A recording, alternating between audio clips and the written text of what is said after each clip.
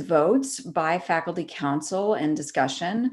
So we're going to do that first prior to that. So I think what I'm going to do right now is go ahead and hand the meeting over to the Secretary of the Faculty, Vin Stepanidis, and he will take us through a number of these votes that need to be discussed. Thank you. Vin? Thanks, Mimi. We are now about, would like to go into closed session in order to consider the report of the Honorary Degrees and Special Awards Committee. So let me invite a motion for us to go into closed session to consider honorary degrees and awards. Will someone so move? I see Meg has made the motion. Is there a second? There are many seconds. So unless someone has an objection, we will now go into closed session.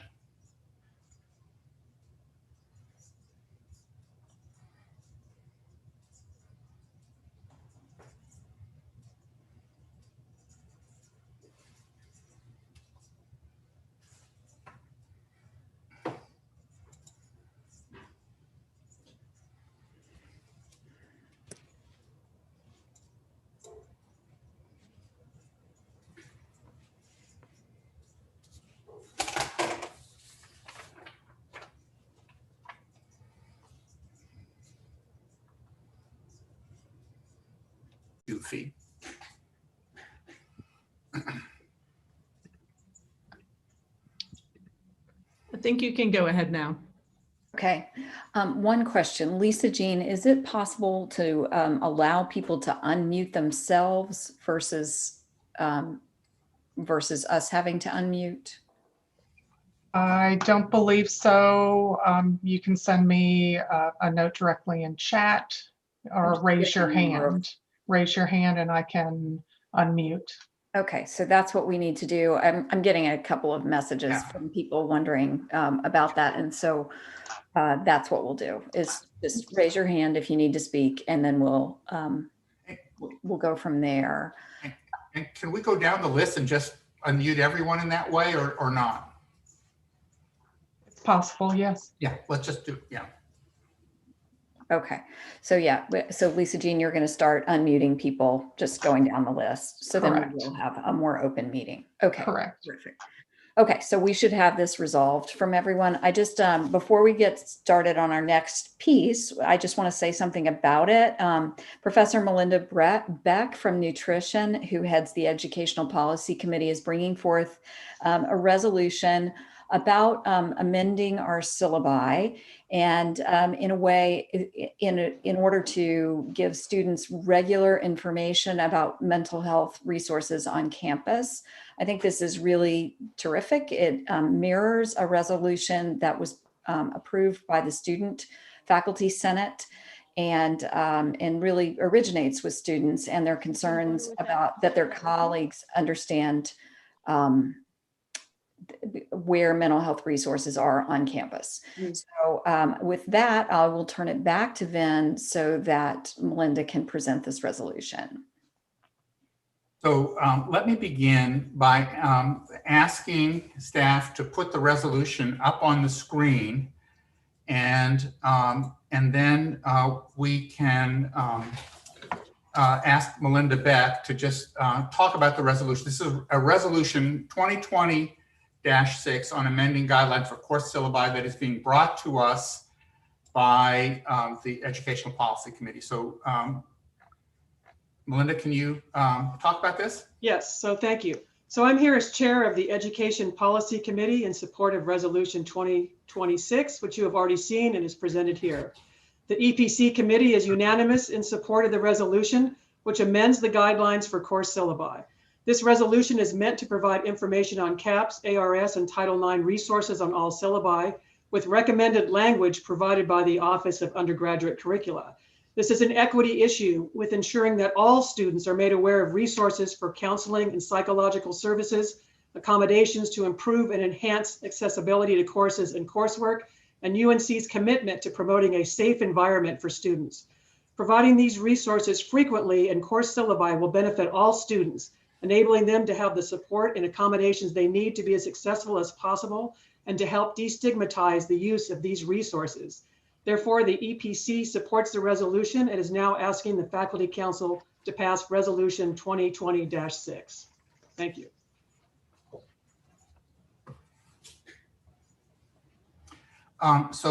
There's a question from, I think people can sort of raise their hands and ask questions. I see a question in the chat. This is Resolution 2020-6 applicable only to undergraduate syllabi? So this is applicable to undergraduate syllabi, but it's certainly applicable to all syllabi. But this was meant for undergraduate syllabi. But we would also encourage graduate courses as well. This toggles between 3 heat modes: fan, low heat, and high heat. To do it. Someone is unmuted and seemingly talking about something else at this point. Did that answer the question? Any other, so There are hands up, Finn, I think. okay. So Rohit? Yeah, can people hear me? I'm sorry, I'm unable to see the chat you're referring to. There was a question that I repeated in the chat. Are we able to see that, the question? Or I'm not sure. Because I'm seeing a chat which seems to be different from the chat you're referring to, which is, unfortunately, it's kind of a little distracting and confusing for me. Are we able to see the chat where those questions get posed? I would recommend that people ask their questions by raising their hands. I'm not monitoring the chat. I happen to see that. Mimi, if that's okay with you, let's use the raised hand feature and let people ask questions that way. I'm sorry, this is Eric Muller. I don't know if you can hear me. Yeah, we can hear you. Yeah, I'm wondering whether the way this meeting has been set up was, sort of an accident, or whether it was planned this way. Members of the Faculty Council are present, but it's as if we're not here. We cannot be seen. We can't be heard unless we unmute ourselves and intrude or raise our hands using the Zoom function. I've just not been in a meeting where I have been a member of the body and have not been able to be either visible or audible. The audible or see the messages that are being posted for the body itself in the chat. It's as if I'm not here. I think that what we can do is so first of all, if the panelists and the attendees will make sure that their chat is labeled panelist and attendees, then that means those things can be seen by everyone.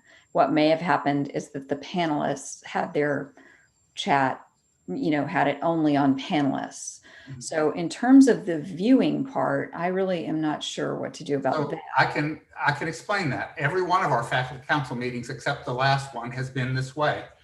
These are organized as Zoom webinars where the attendees are the voting members of the body. And that's what allows us to conduct votes using a poll. So this is what we've been doing all along. The last meeting was different because it was a meeting of Faculty Council and general faculty. And that was the only instance this year where Faculty Council members were actually panelists. And the difference between a panelist and an attendee is that a panelist's image is viewable on the video, whereas an attendee's is not. So we are just going back to what we've been doing all along, except for the last meeting. The unmuting thing was purely an accident. That was, we started the meeting, and the intent is to let everyone unmute themselves. And I think when Mimi and I talked before the meeting, we would be asking questions by raising hands. So apologies for the glitch in unmuting, but I think that's been fixed. And if we're going to preserve the integrity of a vote and be able to use the polling feature, Faculty Council members are attendees, and so therefore we won't be able to see your image, but we will be able to hear you and you will be able to vote. So panelists, here's the other piece of information, is that panelists can't vote. So, and attendees can. So that's sort of the problem right now, is having to do that. So if we can just kind of move through these votes, then perhaps it would be possible to make everyone a panelist. I don't know how much of a hassle that is. I don't think we want to do that for this meeting.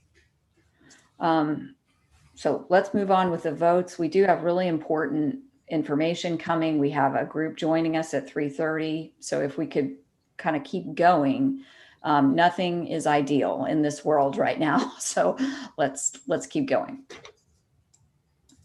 So are there any, is there any discussion of, let me state the question. The question before us is to adopt resolution 2020-6 on amending the guidelines for course syllabi. You can read the resolution, and you've heard the chair of EPC describe the rationale. Deb, do you have a question? Deb Icott.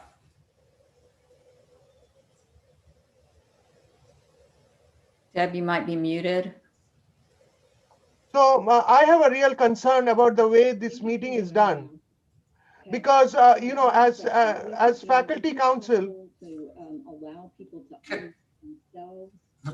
We have a question on the floor. Could we vote, discuss and vote the resolution and then move on to other issues? We have to get this vote done before employee forum joins us. We can't, Deb, the thing is we cannot vote. If everybody is made a panelist in this forum, panelists are unable to vote. So in order to allow faculty council members to vote, you have to stay in the attendee focus to do that. So that's where we are. I get that, but after the voting is over, just like a regular faculty council meeting where 70 of us are here, can we see each other? I'm making a very simple request, and other members. Let's move on with this, and I'm going to. We have to move on with the vote right now. I'm going to ask Lisa Jean and Helena if they will think about whether that can be fixed. Thank you so much. Okay. Could I ask a question of Professor Beck about the educational policy thing? Yes. Cool. Professor Beck, just a quick question. So this would be at the end of every course syllabi for like classes for students to view. I was also wondering like if you would encourage faculty to like, you know, whenever they're going, particularly like first days of classes, to go over these services a little bit like in class, kind of briefly mention them. Absolutely, that would be part of the instruction that would be given to faculty members. Yes. Cool. Also, just for undergraduate student government, we thank you for obviously bringing this up. This is a big thing for us. Thanks for bringing it to our attention. Any other questions or discussion of the resolution? Ruth von Bernuth? Yes, can you hear me? Yes. Okay. I have a question regarding this, because I think what we are lacking as faculty a training how to deal with situations in the classroom. I've encountered this many times now, especially in the last years, and I think we will see more of this. And I think to include this just in a syllabus, if you really don't know what it's going to be offered, I would really encourage other ways also to inform the faculty of what's out there and what students can actually access, so that we are also aware of what we're using and what kind of a language we're using in the classroom if we address those issues.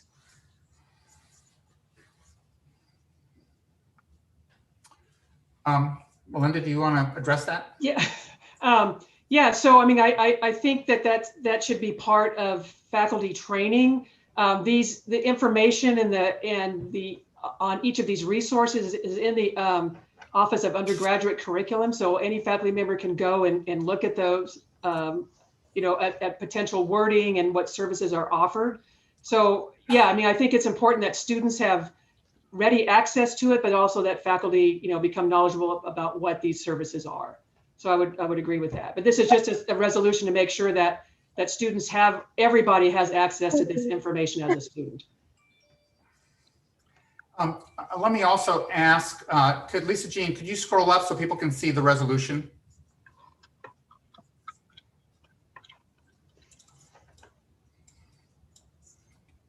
Okay. Are we ready? I see Deb Icott's hand up, but I don't know if that's a question about the resolution or just a leftover from when he had his hand up before. I'm sorry, Vin, it was a leftover. Okay. Sorry, I put my hand down. Thank you. Are there any further questions or discussion of the resolution? If not, I would like to proceed to a vote. Okay, seeing no hands go up, let me ask Lisa Jean to launch a poll. The question before us is Resolution 2020-6. Only faculty council members should vote. There may be some employee forum members and some students coming in. So only faculty council members should vote on this resolution. That includes ex officio members, FEC members, and faculty assembly delegation members. So please go ahead and vote on this resolution. Yes means to adopt, no means to reject.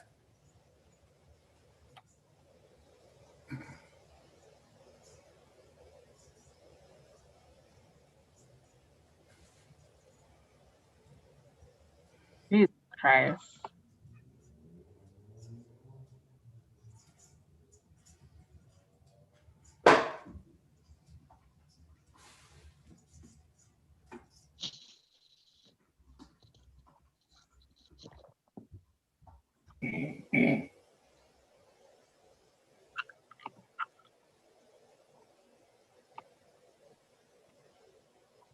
The motion passes. Thank you very much. And before we move on to other things, let me just make a point of clarification about why we make the distinction between attendees and panelists in a Zoom webinar. This is exactly what we've been doing all along. The only exception was the last meeting.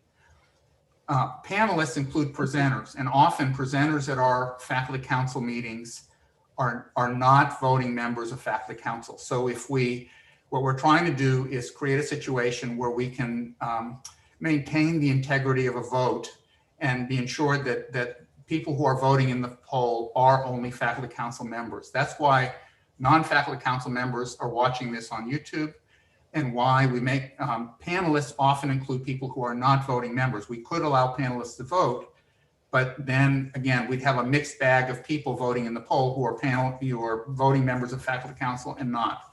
So we have done nothing different in this meeting than what we've been doing all along. And it just simplifies votes to do it this way. I just want that to be clear. I saw some messages in the chat about it, so just wanted to clarify that. So, okay, let me pass the ball back to you, Mimi, to preside. Okay. Thank you all. Thank you. And so we should be beginning to get a screen where we see everybody in the next few minutes because Lisa Jean and Helena are working very quickly to make that happen. So that should be happening. I do see Katie Musgrove has joined us.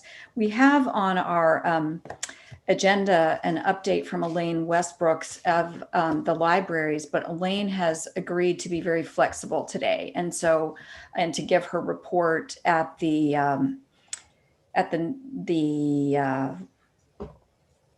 January meeting. I have to think about what my months are here. At our January meeting, if we were backed up today to the 3:30 mark, which we are. So in order to have a lot of time to think about our spring, we want to make sure that we have that. So what is our situation now, Lisa Jean and Helena, with folks entering the room from the employee forum? I want to know when we have a critical mass to move toward that moment. I don't think that they've started to come in en masse yet. A few members are here, and we'll need to promote them to panelists too. And it takes a little bit of time, but everybody can hear what you're saying. Okay. And see your video. Okay, good, for what that's worth. Elaine, would you like to give your report then, knowing that we may just have a few minutes? I'm not sure exactly how much time you'd like to discuss it. I had planned for about 10 minutes, so I guess it depends on how much time you're granting me. I could do it in 5. Why don't we compromise at 7? How's that? Okay. Okay, that'd be wonderful. Thank you. That's fair enough. Okay.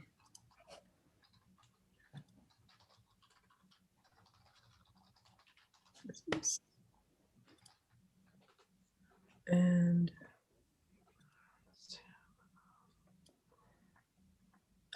okay, so everyone should see my screen. I just wanted to provide an update because, of course, like all of you, we've been trying to figure out how do we deliver our important services to the campus community. And so the first thing I'd like to talk about is just the library spaces. And I wanted to first thank all of you for being patient with us as we figure out things. But essentially, what we've learned from this semester is that we can keep the library doors open. We can do it safely. We haven't had any significant problems in the library. And so we will continue to have Davis Library open largely from about 10 a.m. to 8 p.m. And then the hours on the weekends are a little bit reduced. We do expand those hours over finals and the reading moments. Health Sciences Library, again, we also keep those hours until 10 p.m. during the weekday. Right now, the smaller branch libraries, including Stone, Keenan, Music, Sills, and the undergraduate remain closed. And one thing I just want to emphasize is we are relying on data that we're getting from the Library of Congress. And unfortunately, the virus can persist on book services up to 5 days. And so we have a responsibility to quarantine books when they come back. And we do not want to circulate books that we believe might be contaminated with the virus. I also want to call special attention to what's going on with Wilson Special Collections Library. In the spring, and so sometime in January, we will be able to have in-person appointments. And what we need you to do is just contact us at this email address, which is wilsonlibrary@unc.edu. And I just wanted to give you a sense that during this pandemic, we are incredibly busy. Our interactions with staff, students, and faculty have increased 67%, right? So you're texting us, you're emailing us, you're contacting us, and we are delivering the core services that you rely on us for. Just to give you an example, with special collections, we have scanned 131 pages of our research materials and have made them available to students, faculty, and staff. We have classes that are meeting with librarians. We have librarians entering into the classes via Zoom. And this is really important that we continue these services, and we are getting better at it. But I just wanted to let you know we're as busy as ever. We might not have as many people in the building, but we are delivering the most important services that you need. The law library is continuing its curbside services, and it's also delivering most of its services virtually. So you can contact Ann Kleinfelter, who's the director, or work directly with the law library if you have questions about that. I wanted to cover collections. I wanted to make sure that everyone was aware of our book pickup service. We have a curbside service that is contactless. And so you can get the books that you need, and you go in the catalog, do your search, find your book, and we will retrieve the book for you, and you can pick it up in the parking lot. That is the case at Davis Library as well as the Health Sciences Library. Another thing I want you to be aware of is we have a mail service. And so if you are not in Chapel Hill, or if you cannot get to the library, we will mail you the materials. As long as you're in one of the 50 states, actually the continental states, we will mail it to you free of charge. You can return books via the mail, but this is a service we've always had, and I just want to remind you of it, that this is available to you as long as you have an onion. And then the third thing I want to mention is our reserve services. And for many of you researchers and setting up for your classes, you need to have items reserved for your classroom. And we are able to digitize more than we ever have. And so you can certainly request our help via Sakai through your normal challenges or your normal, normal process, but you can also come to the library webpage, type in reserves, and all the information you need is available there. I want to mention that you could still schedule your research consultations. As I mentioned, we are busier than ever, but we want you to know that You may not have to come physically to the library, but virtually we will provide the services that you need. Also, chat and email is another way that you can reach anyone in the library for your services that you need. The final thing I wanted to do is provide you with the Elsevier update. Many of you will remember that right about the time the pandemic broke, we were also breaking our deal with Elsevier. And this was pretty much an unprecedented move by the library, where we ended up canceling approximately 1,300 titles. And so I just wanted to let you know that as a result of this, we've been looking at the data, and we do not believe that the fact that we cancel all these titles has led to an exponential growth in interlibrary loan. So just to give you a sense, for interlibrary loan, we process approximately 600 requests a month. And those numbers are slightly up during the pandemic, but we have looked at those numbers and we cannot see a significant uptick as a result. And so what that tells us is that we actually selected the right titles to keep. And we also decided that the 600 titles that we decided to keep, we are not going to make any changes to those titles. We thought that there might be a few titles that we missed and that we would be doing interlibrary loan many times, but that's not the case. We did a really good job, and I have to thank all of you for providing the feedback to help us make really good decisions about the titles we keep. So that's my presentation. I did it really quickly. I'll see if you have any questions. Elaine, thank you very much. And thank you so much for all that the library has been doing during this time. All the libraries have been doing. That is, I mean, what a service. And you really innovated to meet the moment. So thank you so much. Are there any questions for Elaine?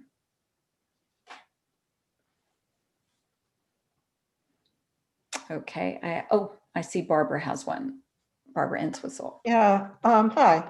Hi, Elaine. Thank you for that update. It was really terrific, and I really appreciate all of the services you provide. My question is this. Elsevier is just one of the big publishers out there, and I wonder if you are also considering breaking deals with other publishers at this point. We are. We actually are not breaking deals just for the sake of breaking deals. We have to understand what's important for our campus. We've already broken our deal with Wiley, but we have major contracts with Springer Nature, and we already have a big deal with Sage. And so as these licenses expire, we review them and see what the possibilities are. And so I would say I really don't want to cancel a lot more, but if the costs continue to get out of control like they are now, and depending on budget cuts, we certainly will consider another cut of the same nature as Elsevier, but I really hope not. Thank you. I see a hand up from Deb. Is that related to Elaine? Yes. Okay. Elaine, thank you for leading the UNC libraries and for taking care of the big five of academic publishing. So from what you said, that you would just wait until the contracts are being renewed, right? Correct. So I have a quick question about library books that have been checked out. As you know, earlier the deadline was November 30th to return the books. Now it's January 3rd. So will that be extended, or are we expected to return all our books by January 3rd? Oh, thank you for asking. You can return the books whenever you need to. We will continue to extend the due dates because of this pandemic. We don't want anyone to be penalized for this pandemic, so there won't be any fines. So keep the book as long as you need, and we'll keep renewing it on your behalf. And Elaine, when we are returning the books, can we just bring it over, or do you want us to take some precautions while returning it? Like, I'm sure the books in my office are all fine. I think they are not COVID affected, but you are taking precautions, right? Yes, we prefer that you use the book drop. Okay, great. As well as health sciences. But if you're on campus and you want to bring it in, we have a process for quarantining that material. So either way, whatever's convenient for you, we'll work with you. I just wanted to share that interlibrary loan has been super efficient even in this break. So I really wanted to commend all your library staff for being prompt in not only interlibrary loan, but answering a lot of our questions. I know it's a lot of work. Great, thank you. We're really proud of how efficient our service is, and to deliver 600 titles a month. You know, I don't know if it's the caffeine or whatever, but we're really proud of our service, and I'm glad that you appreciate it. All right. Thank you so much, Elaine. Thank you for doing that in record time. And thanks to our council members for their questions. I do want to move into the next section of our meeting. I want to welcome Katie Musgrove, who is the vice chair of the Employee Forum, and we will be co-hosting the rest of this meeting. This is a historic moment. I don't know that we've ever done this before, having the Employee Forum and the faculty council meet together. So if we've learned anything from this pandemic, I think it really is about joining together to look at things from each other's point of view, to understand and create solutions that really work for everyone. So that's been a great lesson of this pandemic, and something that I hope we'll take into the future. We did want this to be a time where the chancellor and the provost and the people that they've brought with them today could talk to us about plans for the spring semester. I do want to acknowledge the letter that came out from a number of faculty voicing concerns about the spring semester. And I am hopeful that a lot of the questions and issues raised in that letter will be talked about today and addressed, and people will have a chance to answer questions and make comments. So Katie, did you have anything you wanted to say before we turn it over to the chancellor? Sure thing. I'll be very brief. So I just wanted to let everybody know my name is Katie Musgrove. I'm the vice chair of the Employee Forum, and I'm filling in for our fearless leader, Shayna Hill, while she's out on leave. I first want to thank you, Mimi, and the Faculty Council for inviting the Employee Forum to participate in this joint discussion. We really, truly value the opportunity to collaborate with the Faculty Council, and I think it makes both of our bodies stronger in our respective missions. So thank you to all of our panelists today as well: Chancellor Guskowitz, Provost Bluin, Vice Chancellor Johnson, Vice Chancellor Mangini, Vice Chancellor Curran, and Dr. Barzin for joining us and taking the time to brief all of us on the upcoming semester. There has been so much uncertainty over the past 9 months, so every opportunity we have to be better informed across all of our respective constituencies is invaluable in these difficult times. On behalf of the staff here at UNC Chapel Hill, thank you for all your efforts to keep Carolina safe during the global pandemic, and thank you for allowing our voices to be heard as a part of the planning and decision-making process. So I'll now turn it over to Chancellor Guskowitz. Take it away, Kevin. Before you do, Kevin, I just want to tell everyone what we're going to kind of do. I'll be monitoring the chat and the Q&A. Katie and I will both be monitoring that. If there are questions that are sort of relevant to break in with, we'll break in, but otherwise we won't. We also have the ability for people that are watching on YouTube. Helena is monitoring questions that are coming in through Poll Everywhere, and we'll be forwarding those to Katie and I also. So we'll try and bring in as much of the discussion and comments as we can. So with that, Chancellor, now to you. Great. Can you hear me okay? Yes. Good, great. Well, first of all, thanks, Mimi, thanks, Katie, and thanks to the Faculty Council and Employee Forum for convening this joint meeting today. I think this is really, it is a historic day, as you said, Mimi, and I think it's great that we're all together.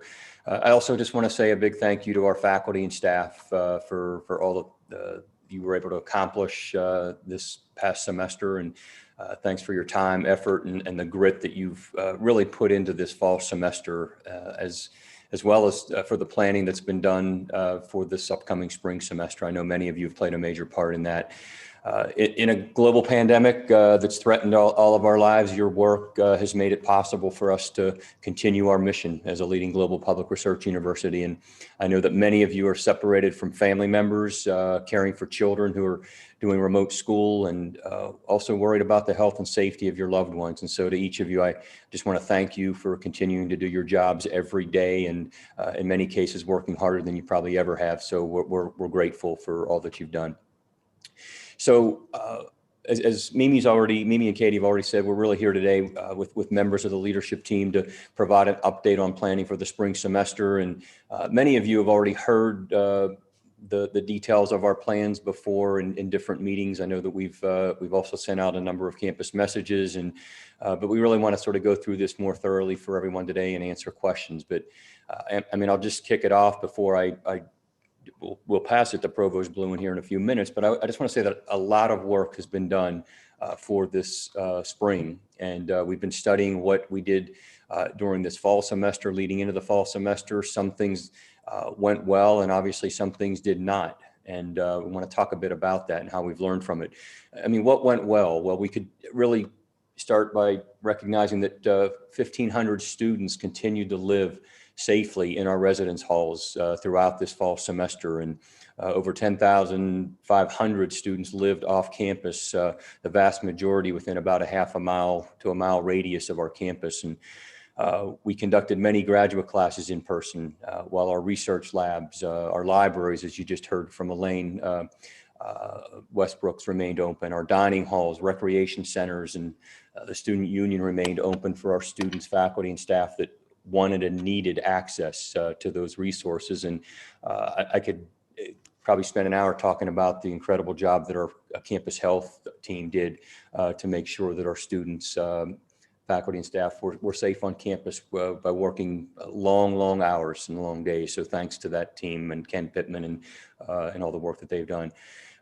Based on contact tracing, we have seen zero spread of the virus from students to faculty or staff, and that was due in large part to the safety measures that were put in place on campus and to the adherence to our COVID-19 community standards throughout the fall semester, as well as to our evolving COVID-19 testing program that has really helped to form our decisions moving forward and helped us create what I think is going to be an outstanding program that you'll hear Dr. Barzin update us on here shortly.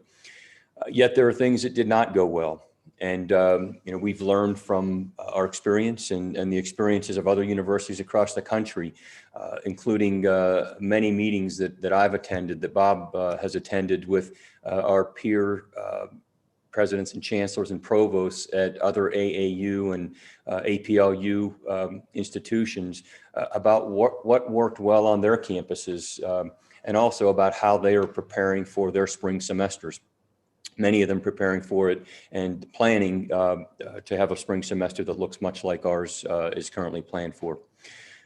We're making changes for the spring semester based on all that we've learned and based on the feedback provided by various groups on campus. Several of those groups that I outlined at our September faculty meeting and FEC meeting, and including the campus advisory, the campus and community advisory committee that was co-chaired by Mimi, Shana, and Reeves Mosley, our student body president. We're grateful for the efforts that were put forward there. And but we're better positioned for success as we start this coming semester.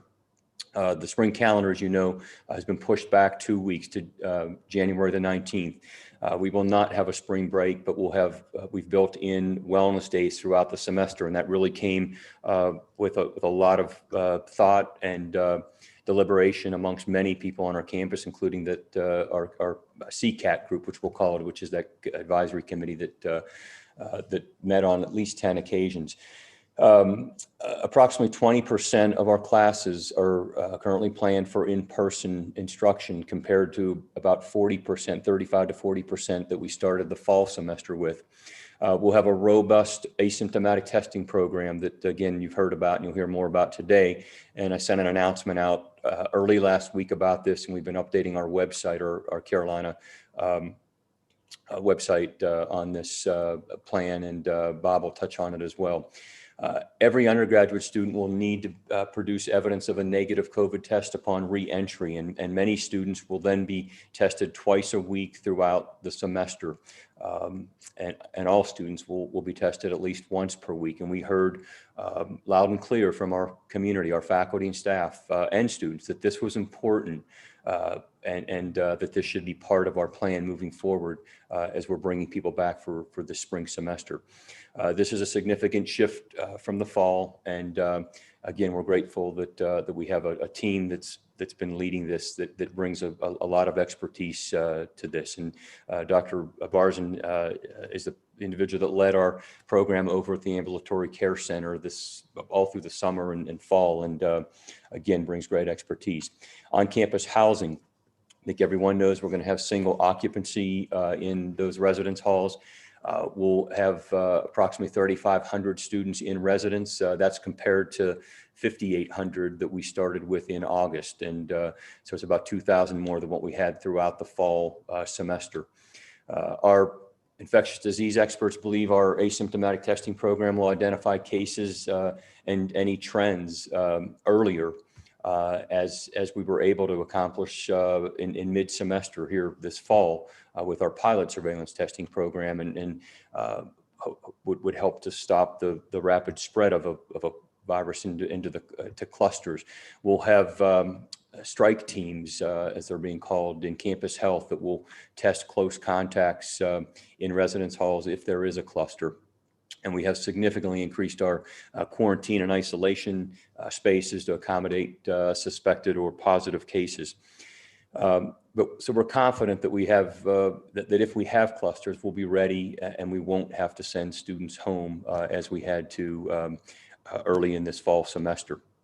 On enforcement of our COVID-19 community standards, I know that there have been a lot of questions about this, and I want to commend our student affairs team. I know Dr. Johnson's here and is going to talk about this more. Chief Perry has addressed a number of groups over the past several weeks about the ways in which we are enforcing the COVID-19 community standards. And this fall, through October 31st, we had 456 reports of potential violations, and 380 administrative actions from those violations, and 56 students were removed from housing. And we will be providing these details throughout the spring semester on our dashboard. And the vast majority of our students, though I want to emphasize, have been abiding by those COVID-19 community standards. And for those who are not, we have the mechanisms in place to enforce the standards. Finally, I think, improving communication is going to be really important. That's why I've asked Joel Kern to be with us today. We need to be able to outline our policies more clearly and continue to work with our public health and infectious disease experts, and to be able to continue to communicate clearly. So, we're working hard on everything that we can control. And we obviously don't have control over the path of the virus. And we recognize that the numbers are worse than they were in August. We're likely not going to be in a good place in January. We just had our bi-monthly higher education briefing with the Department of Health and Human Services this morning. We have it every other Friday, and we've talked about this. And, but everything that we've put in place, we believe that we can do this. We're confident that we've put in the measures in place to ensure the health and safety of the campus community, and so that we can carry out our mission while allowing flexibility for those who want and need to live and learn and work on campus, as well as the flexibility for those who choose to do this remotely. So, we've talked about this on many occasions. We had an untested playbook to start that fall semester, and certainly had some challenges, but we've learned from that. And we now have a much more tested playbook that we're confident about. And we've also seen how other schools in our system, the UNC system, have been successful. 14 of the 17 system schools taught in-person undergraduate courses throughout this fall semester. And so I think the question that, and I've heard from many of you that said, we need to try to do this. We should be trying to do this. And I think the question that many have said is, why should it not work here if it's worked at 14 of our 17 system schools? And I've also emphasized before that we've been able to carry out many of our graduate classes in person. So I want to thank all of you that have shared your opinions on this. And I recognize there are many differing opinions on this, but we will continue to consult with our infectious disease experts, our public health, and as well as Orange County Health Department that we meet with weekly They have been a big part of this planning for the fall, and we're grateful to their input. If we need to make any adjustments to the plan, as I've said on multiple occasions, we'll do so and announce this no later than January the 9th. And I just want to emphasize, this is not an on-off switch. We have a range of options that we could consider if needed, but we are confident in the plan that we have in place right now, and one that I and many others believe we will successfully execute. So I'm grateful again for the work of so many people that have helped plan. Bob Bloom has done an incredible job with our roadmap implementation team, the CCAC, and many others that have helped us over these past several months. So I'll just finish up, by saying that our goal this semester really was to ensure that more voices were included in our planning, and I believe that we've successfully done that. I'm grateful to so many of you that have played a role in that. And in case I run out of time at the end of this meeting, I just want to right now take the opportunity to wish you a happy holiday season, a safe holiday season. I want to also, something that came out of that Health and Human Services briefing this morning, we as leaders, as higher education educators and leaders need to continue to encourage everyone to continue following our state's guidelines to avoid high-risk settings. Wear a face mask, wash your hands, and wait 6 feet apart, the 3 W's. So I look forward to today's conversation. And again, thanks for the opportunity. I'm going to turn it over to Bob Bluen.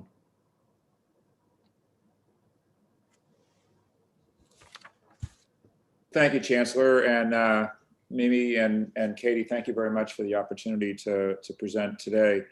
And just want to start off by also just recognizing once again the incredible cooperation that has existed between the roadmap implementation team and the campus and community advisory committee. They have worked tirelessly, many hours of meetings in order to review and assess the various aspects of this plan. And the work is still not complete. We're still putting some final touches on it. And there is considerable work to be done, but there's been an incredible amount of work that has been done by faculty, staff, students, and leadership. And so as we get ready for our January 19th start date, a lot of people have asked, what are some of the key differences between the spring semester and the fall semester? And Chancellor Guskowitz touched on several of those, and I'd just like to re-emphasize a few of them. But first, I'd like to just remind everybody how we ended up on the fall semester. And one of the things that we've been working quite a bit on is campus testing. And so, as you know, we're not in a position to mandate testing to our students, mainly because it was not part of their agreement to come to campus in the fall.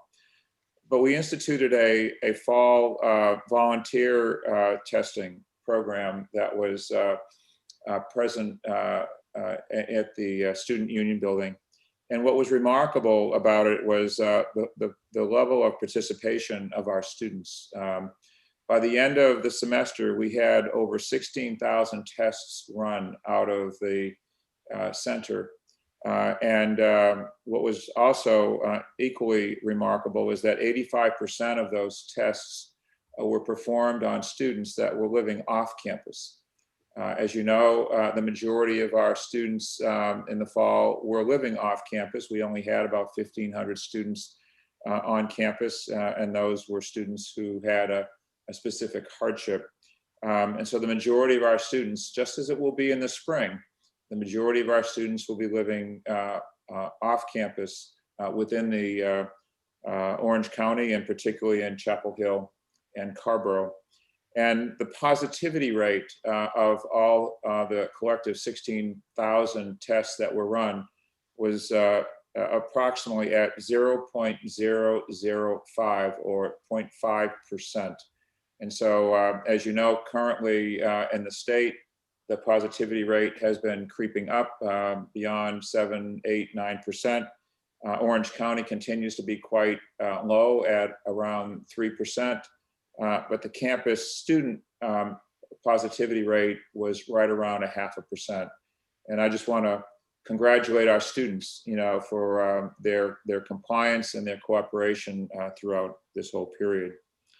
As Kevin had mentioned, we expect to have about 3,500 students living on campus in the spring. That's about 2,000 students more than have been living on campus this fall. So a relatively modest increase in relationship to the full capacity of our dorms, which is right around 8,500. And we will be offering some residential classes, somewhere around 20% of the classes that have a class size of around 35 students or less, and class occupancy in terms of the space within that class will be right around 20% occupancy. So the density plan for the spring is still going to be relatively light in comparison to a typical semester, even light in relationship to what we had planned for the fall. So the big change that will occur in the spring, and Dr. Barzun will talk in more detail about this, is our plan to test. And the big difference in the spring than what we've been doing up until now is that the university has made the decision to stand up its own testing COVID facility. And that will be located in the Genome Science building and will be fully functional by the beginning of January, and will have a fairly robust capacity to perform tests throughout the day. And that facility will be operating, I believe, 7 days a week. And so that will enable us to financially support free testing across campus for faculty, staff, and students. And as we have outlined, there will be mandatory reentry testing and surveillance testing for our students who are returning to campus or to the area. And again, Dr. Barzun will share a little bit more detail on that. A few other areas that will be different is that our team, our facilities team, has really done an outstanding job of looking at our buildings. As you know, we have a lot of old buildings. I mean, they're wonderful and historic, but they're old. And I know that many people have had questions about the air handling systems within many of these buildings. And so our facilities team has been looking at every one of the facilities that will be supporting our classroom functions and looking at the filtration systems, updating wherever possible the filtration capacity, as well as airflow within those buildings in order to ensure the greatest possibility for safety within those buildings. We continue to work closely with the Orange County Health Department. I meet with them twice a week. Others amongst us, I know that Dr. Barzun meets with them very, very regularly to keep them informed. We're also in constant communication with the North Carolina Health and Human Services, our infectious disease and public health experts on campus.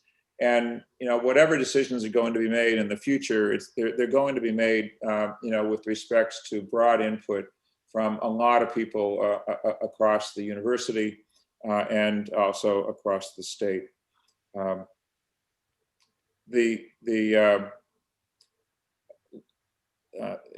Probably one of the better examples, of the work that the CCAC has been doing is really trying to put together recommendations that have the support, the collective support of faculty, staff, and students. And that's something that we heard loud and clear. And I just want to thank the Chancellor, for putting together this interdisciplinary group, because I think we have all benefited greatly from this perspective.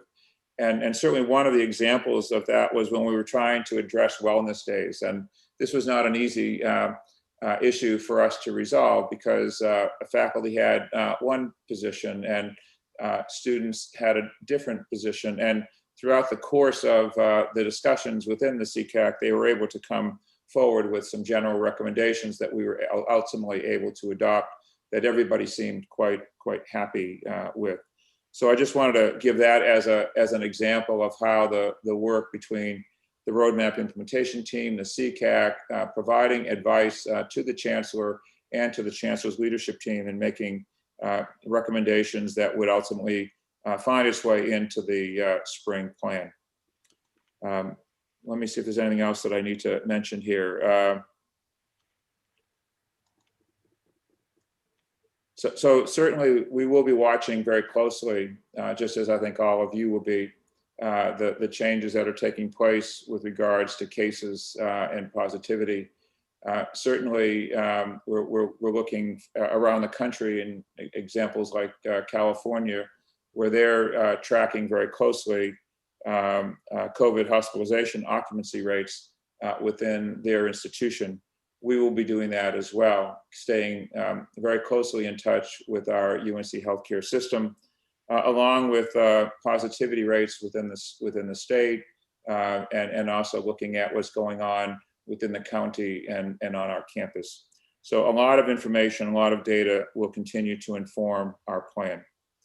And so with that, I'd like to invite Dr. Barzan to join us and to share progress that has been made with regards to standing up our testing facility and the testing plan that is going to be laid out for the campus community. Amir? Thank you, Provost, and thank you, Chancellor, for the intro as well. And Mimi and Katie, thank you for giving us this opportunity. By way of introduction, for some of you that I haven't met, I've spoken to both of these forums individually, but just as a chance to bring everyone together. I am a family medicine physician here at UNC. And as Chancellor Guskowitz said, I was one of the members who helped stand up our respiratory diagnosis centers, and then have been helping the university with the planning in terms of going forward with what we're doing in the spring semester.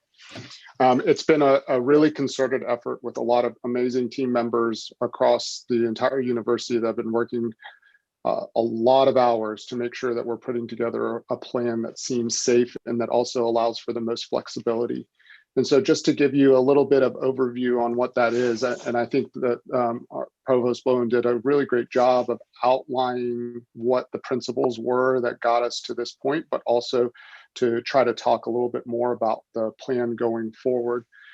When we've done our research and when we've looked at our peer institutions that have either kept open or are doing larger scale testing with the ability to keep classes in person or follow through in a semester with more students on campus, the key principles that we found were that it was really important to focus on those higher density congregate living situations that we have in terms of our undergraduate population. And so when you see the requests in terms of what we thought about going forward in terms of frequency and cadence and mandatory versus not, these were the cases that we looked at. And we looked at our University of Illinois, University of New Hampshire's, Cornell, Duke.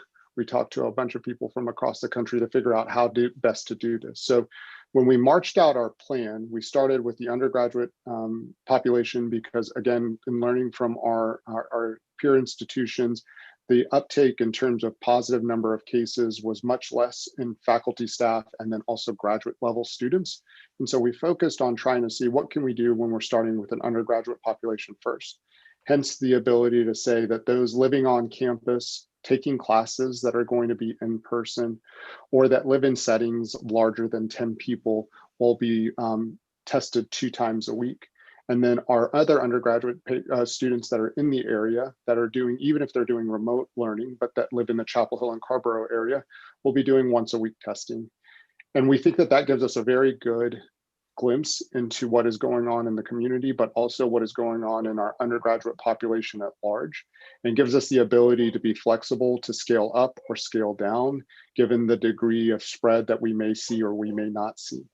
So those are part of the principles that outline this. I've seen a lot of questions. I'm keeping one eye on the chat while we're talking here. So I'm going to address kind of some of the logistics questions as well, right after kind of walking through the process of where we were.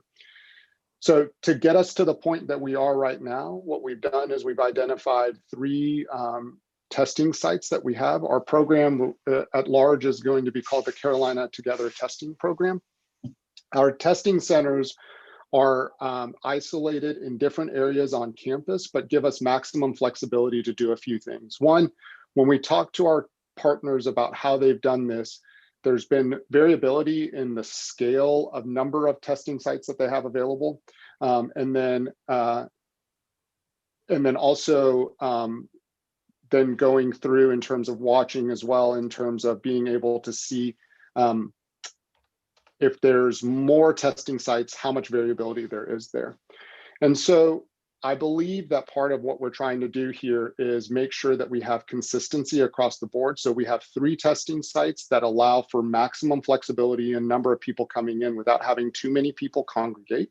And we also allow the ability to be able to have more and more people come through and be tested without having to disperse a lot of resources to a lot of different places. So the 3 sites that we've identified, one is at the current art studio or current art space, which is located off of Franklin Street, has parking that's accessible and available, but also on our bus lines. The second is the student union. If you look at the side that's closest to the Davis Library, there is an art gallery space that we're going to be set up in. It's like a longer rectangular space. And then the third space is the Rams Recreation Center. So if you think about just geographically where that's dispersed, you've got one on the side that's closest to Franklin Street, one in the central part of campus, and one on the southern edge of campus. We developed these sites with the intent that we're not going to have large people in terms of large numbers of people congregating inside the testing sites. So they're going to have 15 stations in there. We do think that the process is going to be a relatively fast and seamless process. I've actually got some props here. So I'm going to show you as we go along how this process would play out. So as someone comes to a testing site, they're going to have a baggie that's going to be available to them. In their baggie that they pick up, they're going to have a swab, and then they're also going to have a test tube that's available for them. There is a app that I've seen kind of come in here is how are you going to be able to know who's taking the test and what is going to be used in terms of triggers on what the frequency and mandatory components are. We've had a lot of team members help us develop what we're calling Hall Pass. And in that is going to be the ability to authenticate yourself with your Onion to give us the ability to make sure that we're using a closed loop system. We're having the important reporting elements that we need for the state for anybody who's getting COVID tested, but also allows for the ability to have some other capabilities in terms of being able to scan your own test. So there will be a barcode on each one of these test tubes. You'll be able to scan it. You will then take your swab, and this is not the deep nasopharyngeal swab. It's a swab that basically goes no more than 1 inch in the nose. You go around 4 times, take it out, go around the other side 4 times, put it in the tube, break it off. That's the end of your test. And you could walk out. We anticipate that this will take people no more than 2 minutes to complete, but we are allotting for more time for wayfinding coming and going. So that's a quick glance at the process, where we are operationally. So many components, right? I just gave you a glimpse of the testing sites. I gave you a glimpse of the testing supplies. We've been working hard every single day. My mornings start with trying to figure out what supplies we need to procure and how we need to do that. And so I've become really close friends with the supply chain people, which has been great in trying to make sure that we have enough testing supplies and kits so that no part of this process is disturbed. The other part of this, as mentioned, is the lab that we're standing up. So in the Genome Sciences building, we have a very, very nicely set up lab that we've got 2 people helping us establish. One has had over 40 years of experience being a lab director. She has helped us already secure our CLIA certification. So we're, if you know what that means, is we're a CLIA certified lab, which means that we are certified to be able to perform high level of complexity testing, which is what this test is considered. We also have the ability to report directly to the state. So this would be the equivalent of you being able to get a test from a testing center if you went to your physician's office. We also have our lab manager who has set up labs all across the world, who has really been one of the key players for us to be able to get our lab staffing up. In terms of the actual physical instrumentation, our instrument is in the building, has been put in, is now being tested in terms of test runs. I got to see a test run today. It was probably one of the most the biggest highlights of my day or the past week that I've had. And it was a lot of fun to see it come to fruition. And the other larger instruments that we need, such as biological safety cabinets, et cetera, have been purchased and are in the process of being brought to the lab. So our lab is shaping up, and we're ready for the larger scale testing from that standpoint. The last component before getting into more of the questions is the IT component, security, et cetera. And so again, as I mentioned, we've got a team that's working very hard in developing security features such as logging in through Hall Pass with an onion. All of the information that's being put in is, since we're a CLIA certified lab, has to have the security features necessary for that, for reporting, but also the security features that are necessary for the state. So again, this is just like we were to get a lab test in terms of being able to go to a lab and get one done there. It's the same type of contingencies in terms of reporting and security that are involved there. Our turnaround time for the test, Beth, is we're shooting for less than 48 hours, but really much less than that. And we think we will be able to accomplish that in a very significant fashion. And then at the end of the day, it's the tracing and then making sure that there's continued care for our students that are living on campus. We've been working very closely with the campus health team. But then for our members in the community, we are working with the Orange County Health Department to make sure that that's working out well. That was a lot condensed into a short period of time. And I'm going to also go back now and ask a couple of the key questions that were asked. So in terms of how do we know what students are doing in terms of mandatory testing, we have the ability in terms of being able to know the rosters of where students are living, if they're living on campus and if they're living in dorms or if they're taking classes on campus. We know that they fall into the 2 times a week testing protocol. So we can program based off of their profile to be able to get a 2 times a week test. So that's how we know to send the triggers in terms of reminders, messages, et cetera, to them. So that's an important feature that's in there.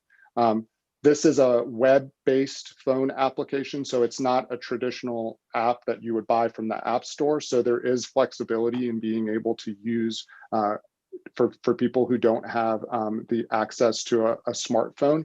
We actually will have computers on site with scanners so we can help people out in that process. Or if, let's say, for some reason a computer isn't working, or I'm sorry, a phone isn't working in terms of a camera, we have contingency plans there. We have a third contingency plan, which is paper documentation that we verified with our internal source, that we could do paper documentation just like you would in a hospital for a downtime form. And we would be putting that in as well. So again, we're building contingency plans all across the stream to make sure that none of these parts of the process fail. That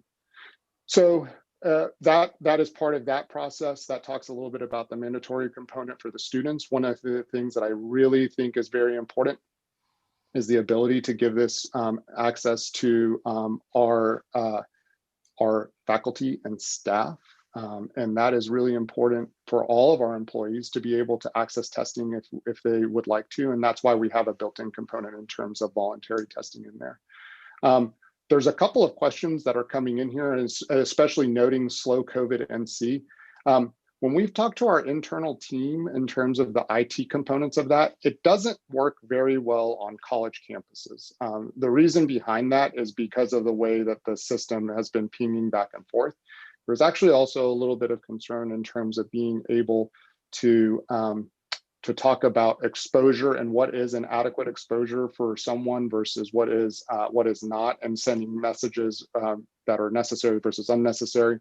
And then the other component that came up in many times in many conversations, especially with students, was, is this watching me all the time? And so one of the reasons why we don't have that integrated into that part or the requirement is because it really hasn't, the way that the app actually physically works in terms of slow COVID is that when you get a positive test, you actually have to request a token to be put in, so that you put in the token number basically, and that then triggers the cascade of reaching out to the people that you are around. It doesn't automatically pull from state sources saying Amir Barzan went to the Respiratory Diagnostic Center on December 4th and tested positive. We need to ping everyone that he was around.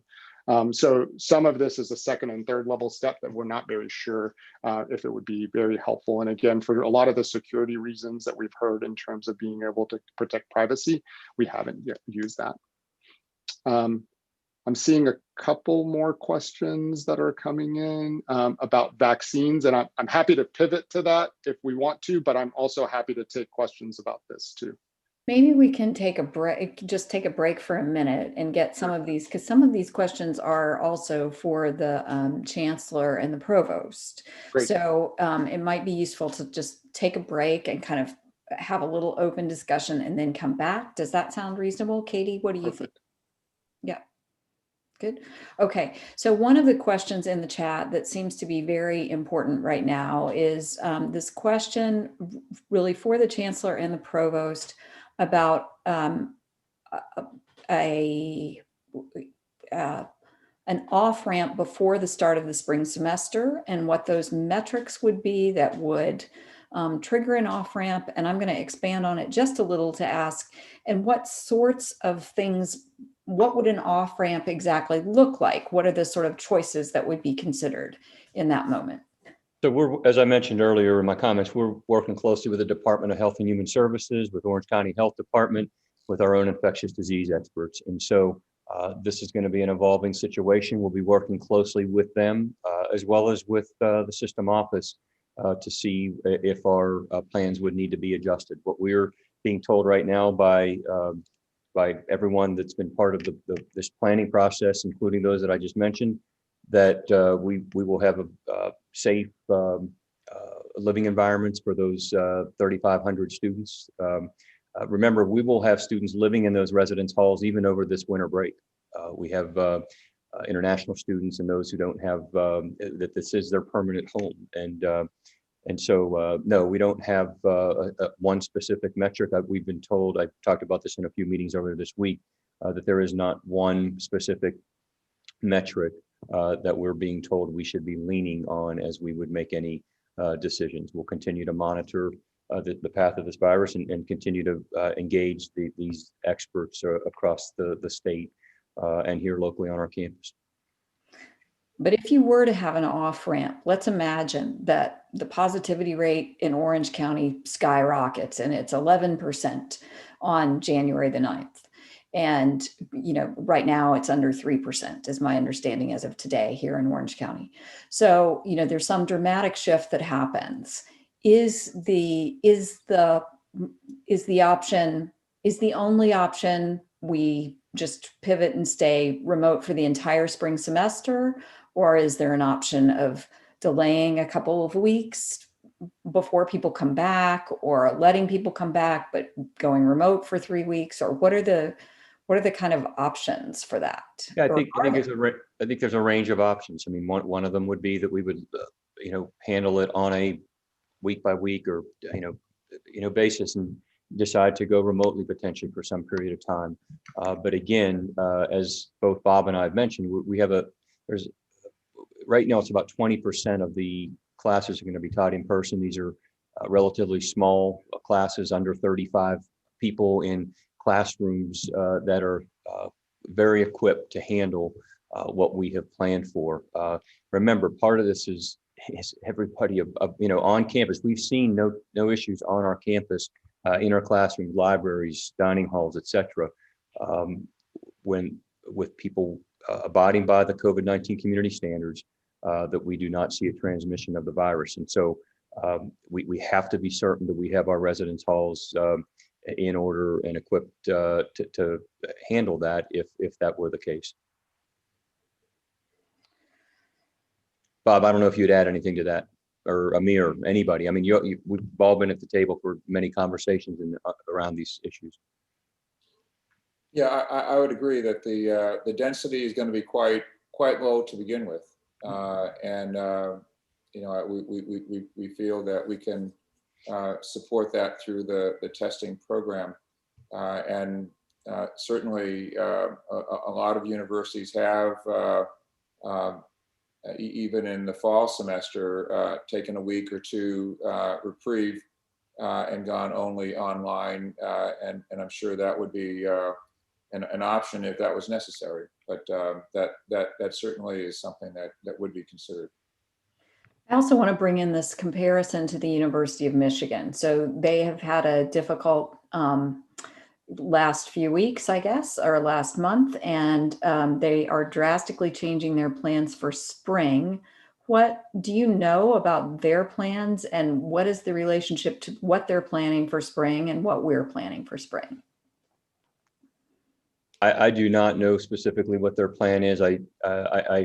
Again, we've talked to other AAU and APLU presidents, chancellors, provosts across the country. I've not talked to Mark about their plan there, but I know there are many other schools in the Midwest, even while they're having their challenges out in the Midwest right now, that are planning for a spring reopening. So, but I've not talked to Mark. But I think the big difference with Michigan in the fall was that they brought the majority of their students back, which created a major problem for them in the area of cluster formation, even with testing. Okay, I'll keep doing some research on that. Phil Edwards asked, is there a conservative ceiling for metrics, if not a threshold, in terms of reopening or in terms of an on-ramp? Is there can you ask the question again? The question as it is in the chat is there or Phil, do you want to unmute yourself and ask your question yourself? Sure. Yeah, I'm happy to. I was just wondering, we've talked about sort of like a threshold for making decisions. I guess I'm wondering if there is some consensus among the like epidemiologists that would say this ceiling would be very bad. Not necessarily a decision-making turning point, but like, is there an estimate for like what a very bad situation would look like, even if that's not connected to the decisions at the university? Does that help clarify? Again, I think as Bob mentioned earlier, I mean, I think we have to be prepared that if it was really bad and we needed to be sure that we had the capacity in our hospitals to manage serious cases, that is a metric, much like Bob mentioned that California is doing. And I've had a lengthy conversation with Wesley Burks this week, the Dean of School of Medicine and head of the UNC healthcare system. And that was something that we talked about, was looking at the capacity in the hospitals across North Carolina and certainly here locally. So I think that's probably, that's the most likely metric that we would hone in on to be able to make certain we could manage serious cases should that occur. Amir, can you jump in here? I'm not sure what your thoughts. I know you all are having these conversations over in the School of Medicine. Yeah, definitely. So I think one of the points that's been brought up is that you have to take it into consideration with there are multiple kind of variables. One is capacity in terms of what you have in terms of hospital beds, but also ICU level beds. Two is what you're thinking about in terms of the community growth and the rate of growth and where that is relative to catchment areas that are not only immediately packed in, but also around you, because as you may know, that the healthcare system is a catch net for the entire state. So we are not only impacted by the people around us, but also the people that come to us. And so part of this is the variability that you may see in terms of rate of rise that may occur. The goals that should be there is that there are indicators, like Audrey had mentioned here, that the CD says that there are metrics that are out there from the CDC that talk about positive percentage rate, red, yellow, green, in terms of being able to do more testing, less testing, adequate level of testing versus how much do you do in terms of doing less for on campus, more for virtual, whatever it may be. But the goal there is that it's all in conjunction with what's going on around you, but also how aggressive you're being about being able to isolate early cases. And that's what a testing program allows you to do, is to say, okay, if we have a moderate number of cases that we're seeing, we're going to make sure that we're blocking those cases off before the spread gets to the point where there's a dorm room infected or impacted, et cetera. So that's also part of this. That's all a very important measure to keep in the back of our mind as we're talking about. I think it's important to realize that it's not an open or closed campus. We have been open as a campus. We have a large number of students, who have nowhere to go, and so the combination of not having a destination that they can go to easily, or if we are going to have the semester be enforced, these students need some support with respect to IT support, et cetera, because many of our students live in IT deserts. And so these students are going to be on our campus. They've been on our campus. And so that means that we have to provide support for them, while they're here. So even under the leanest of circumstances, we are going to be here to support those students and the things that they are going to need, including dining capacity or food access, healthcare access, et cetera. So we have been open, throughout the entire pandemic. It's just that we've been operating under varying degrees of activity. There's a question. Katie, do you want to bring in this question? Yeah. Sure. Jackie Field brought in a question in the chat. Can you help us to understand why testing is not mandatory for facilities and housekeeping staff working at housing and dining facilities where students will be unmasked? Absolutely. I think we wanted to provide the biggest flexibility that we could, totally understanding the hours and constraints that are available for some of our dining room services, but also third shift workers, et cetera. We built the testing centers with the hours of 7 a.m. to 6 p.m. and weekend hours in mind, with the intent that we would be flexible in trying to make sure that people had accessibility all throughout the day. The other thing that we wanted to do was make sure that there was a voluntary ability for people to be tested if their desire was to be tested, but also making sure that if there wasn't a mandatory component to it, that access to testing was important. So for our employees that are working and our staff that are working, I think what we're offering is the best of both worlds. We're giving the opportunity to be there. If someone would like to be tested, that opportunity is on the table, and we would want them to take advantage of it if they feel like that's something that they want. We didn't want a mandatory component to make it so that someone felt like they had to rush from work or take time off of work to be able to come in and get a test because it was the only time that maybe fit their schedule. So we wanted to give as much flexibility in this and leave it as open as possible for the person to make the decision that they thought fit them the best. So I have to reiterate that the testing is available to the employees and staff, and that's the most important thing, is that we have voluntary testing that's available. So I'm noticing it's 4:30. I know we have other people that we want to bring into the conversation.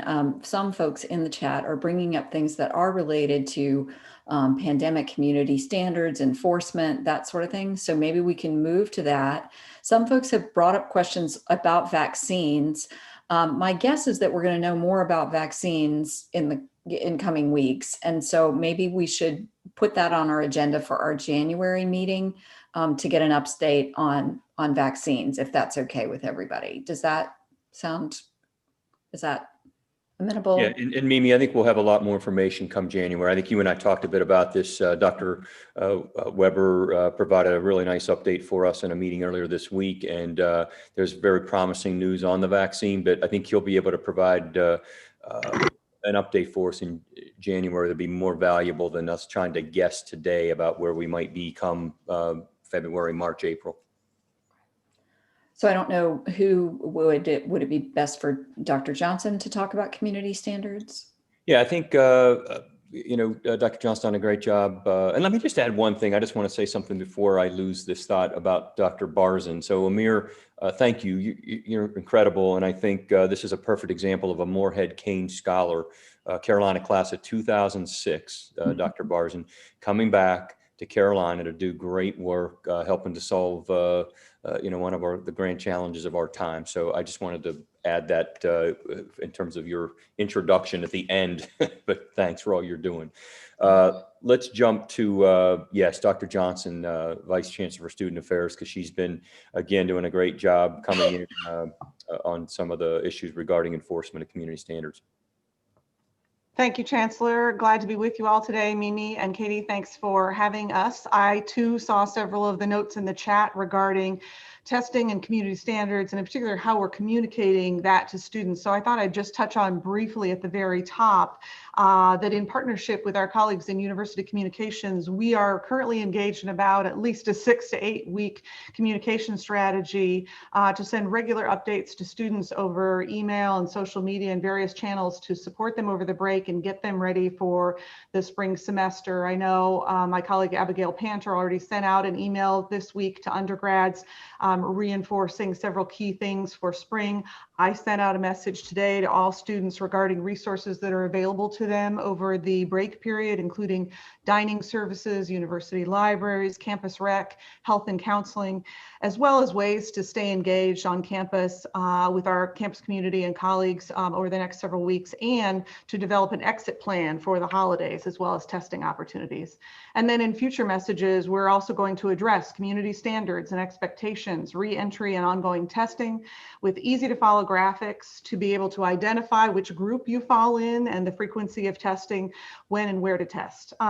As a final note, we're really excited too that we're working with our student government leaders in USG and GPSF to take the lead in a peer-to-peer communication campaign this spring, which is going to focus in on community standards and how to keep our community safe. So those are some things that we will have coming down the pike.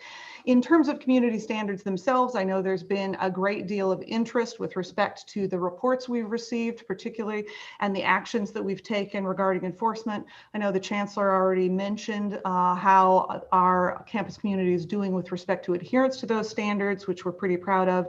And I just want to assure folks that we do indeed have a process to receive and investigate and respond to all reports of community standards violations, and are working closely with our town and the police to ensure that we receive full and timely reports regarding off-campus behaviors that don't comply with the standards as well. Folks, I hope are aware that we posted both the number of reports and the actions that the Chancellor spoke to earlier on our Carolina Together website. And so those are available for everyone to see. We will continue to update those on a regular cadence. And I'm pleased to say that based on the feedback that we've received, they have been well received by the community, reinforced for folks that cases are being addressed through a range of university actions, ranging thus far from a developmental response to a removal from university housing, as the Chancellor mentioned. We are working now on a revised version of those standards to include testing that would be clear and comprehensive, a one-stop, all-in-one-place location for all the requirements to be easily accessible and viewed in an easy-to-follow presentation. So that is coming for the spring. And we are also expecting to have a revised gatherings rule on campus, which will be included in those community standards guidelines, allowing us to develop safer engagement opportunities for students in a manner that complies with community standards and public health guidance. This is going to be our effort to really encourage and promote the safe behaviors we want. With respect to housing, which is another piece that I was asked to address briefly, let me touch on that. I know the Chancellor has already indicated we'll have a total of up to 3,500 students in our on-campus residences in single occupancy spaces. We have approximately 1,600 assignments for spring that have already been made, and those students are signing up right now for move-in appointments that will allow us to ensure social distancing in a safe manner. We will have available spaces for the spring, continuing to receive contracts from students right now. We do plan, as a result of this particular approach, to have a much more significant number of quarantine and isolation spaces, and the ability for students who are in quarantine to remain there for isolation if needed, if they receive a positive result. Other changes that folks will see is that students in quarantine and isolation will have increased meal choices, where they can select from daily options in a rotating menu, which our students have been excited about. Students will receive daily contact calls from a university staff member to check in on their status. All of our buildings for spring have elevators, which will aid in the move-in process. And then we're also working with our campus recreation and our student wellness teams to provide additional recreation and fitness and wellness opportunities as approved by the Orange County Health Department to be in compliance with public health requirements. And then lastly, I know this was a point in the chat as well, following the final decisions that I mentioned regarding the mass gatherings rule, we are working on an array of plans to offer a combination of both in-person and virtual engagement opportunities for the spring through Carolina Housing, through our various departments that do engagement programming that will be designed to, again, encourage as much as possible, really healthy and safe opportunities for students to connect to campus, to interact, and to build community. And so with that, I will stop and turn it over to the next speaker or answer any questions as is appropriate. Yeah, why don't we stop and maybe take a few questions? Deb, you've had your hand up for a while. Did you have a question, or is that an artifact? Yeah, I just wanted to mention that it seems like you all are all set to start in spring. And so one of the things that our students are wondering is, why do we have a January 9 deadline in that case? So why can't we just say for sure that we are going to reopen? Because as you remember, Duke announced on May 29th that spring is going to reopen, and we seem to be waiting. So what would we expect on January 9th? That would be my question. We've said we're starting on January 19th. No, I understand I think that. what he's talking about is the go, no go date of January 9th. There is not a go, no go date. January 9th is simply, I said that if we were going to make any sort of accommodation, make changes to the plan, we do have students that are preparing to move in starting January the 13th. Dr. Johnson, correct me, is that right?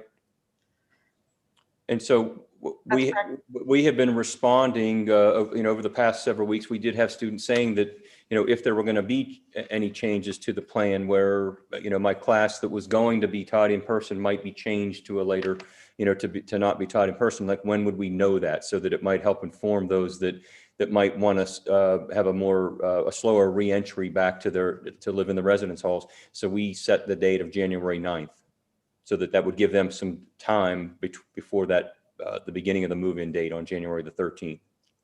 So as of today, if I'm a student planning to come back to campus on housing, and most students have to come from far, or they have to book airline tickets. So on January 9th, from what you are telling us, that there should not be any big change, right?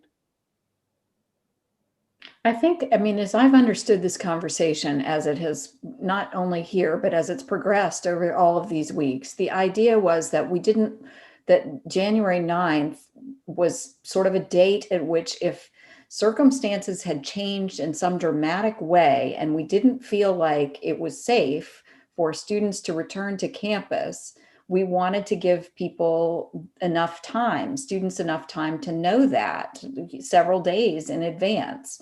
So for them not to get here and have to be sent home if circumstances in the community were dramatically different in some way, and we didn't feel like we could bring them back safely. Chancellor, have I misunderstood, or is that correct?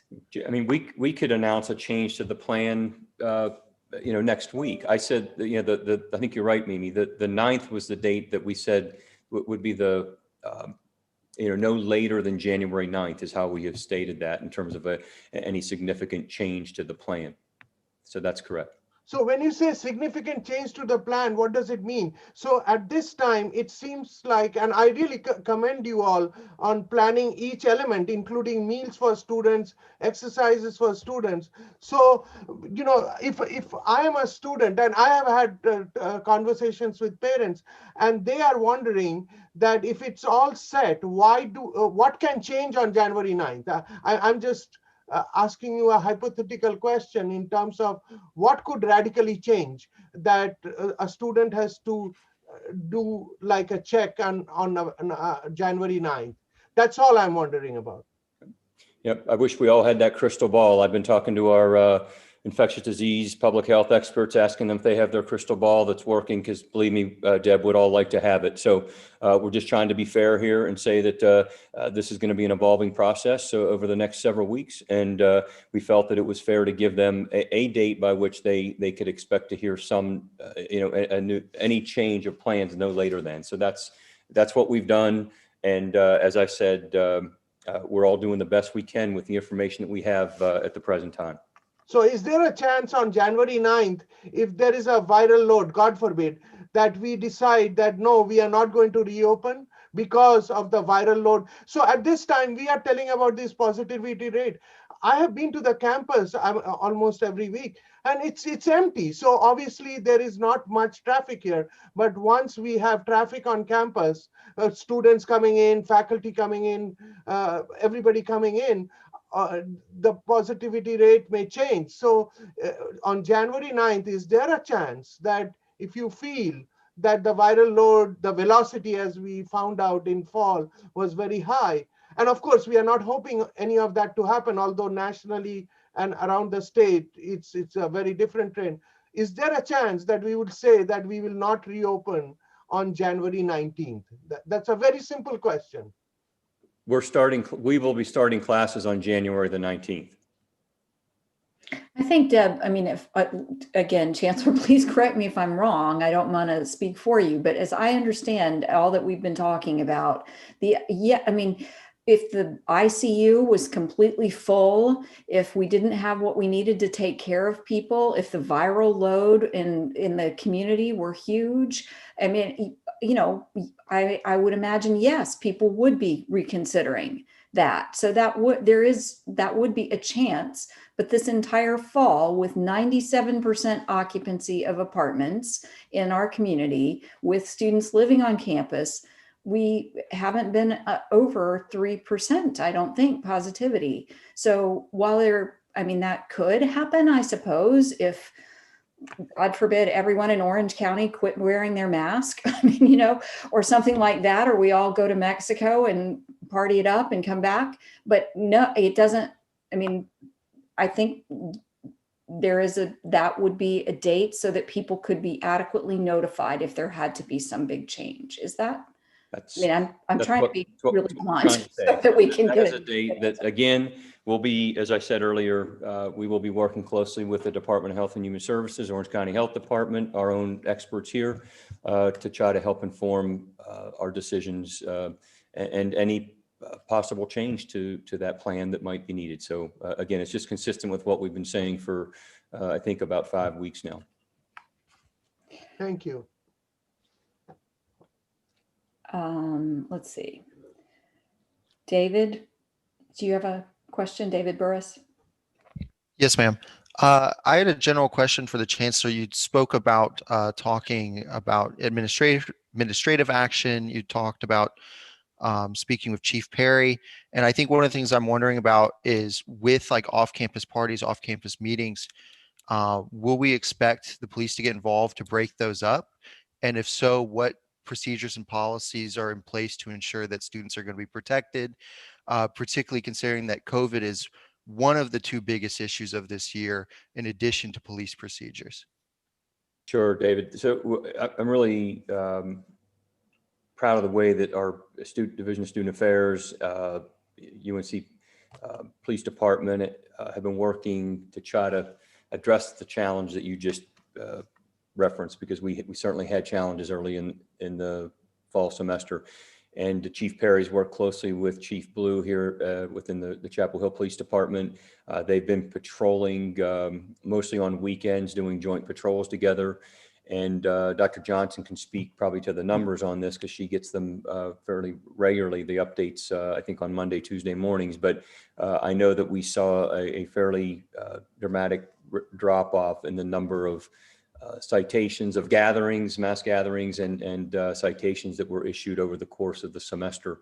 I think as a result of them making it very clear what the expectation was and how these cases were going to be managed. I think I mentioned in another meeting that at our AAU president's meeting, University of Maryland was a place that it caught my attention with the way that they were managing their off-campus gatherings and the way that they were citing the homeowners and landlords and then those gathering at those sites. And Chief Perry has spent some time with those at the University of Maryland to see about possibly implementing a similar plan and working closely with the Chapel Hill Police Department. So I think we've made a lot of progress in this space. It's one that we realized early in the fall semester that we could be doing a better job on. And so I'm happy with where we are now. Amy, I don't know if you want to add anything to that.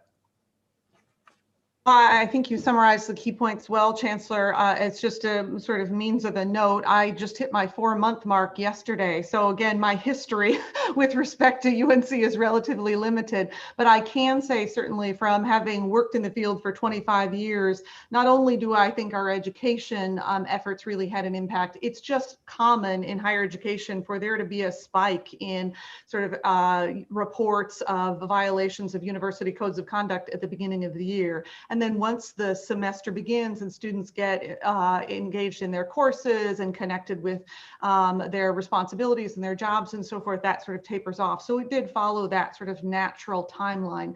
But the other thing that I would just remind folks of, because I saw a note about this in the chat as well, is that we do have data now in terms of the transmission of the virus among our students due to the contact tracing and the case investigations that we've done.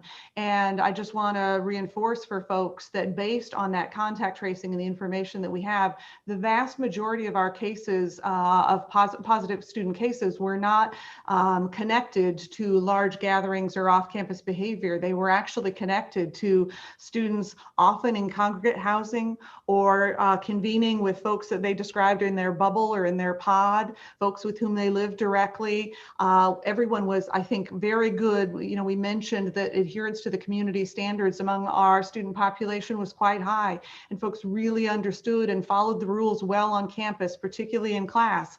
But when they went home and they were in the sort of comfort of their own home, living with their roommates or with their friends, they acknowledged that they got a little more lax with respect to social distancing, with respect to mask wearing, and all the things that we know help really stop the spread of the virus. And so that's where, at least based on our case investigations and contact tracing, the viral load spread. So we absolutely are addressing those off-campus behaviors and parties, but just to share with folks the data that we have indicates that that's not the genesis of most of those cases among our students.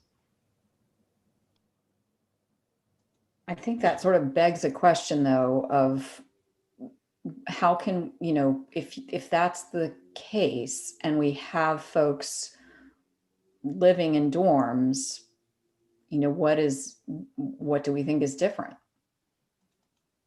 Well, just a reminder that we are de-densifying the residence halls. We have folks in single occupancy housing. We have a modest number from what we have right now. I think one of the things that other folks have touched on is it's a common refrain to say, when students come back and how will things change once school reopens. But just as a reminder, we have students living in our residence halls now, and we have what we know is about 10,000 students living in our community now. I think due to an ongoing communication effort, certainly folks concerned about the fact that this virus is spreading, and then the additional mitigation efforts we're taking with respect to de-densification, on-campus actions, again, communication of community standards, how to engage safely, and testing will be in a different space for the spring than we were for the fall. Yeah, I would agree. I think single occupancy and testing are the two major differences. And I think the other interesting fact that, and again, you can't always predict how, what will unfold, but many students we learned returned back to live in their off-campus apartments this past week after Thanksgiving. And I think it'll be interesting to see, certainly the numbers from this week, as Bob mentioned earlier, the positivity rate has still remained very low. And those students presumably are going to be here, some perhaps going home for the holiday break, but coming back again early January. But we'll continue to provide testing, and we'll see.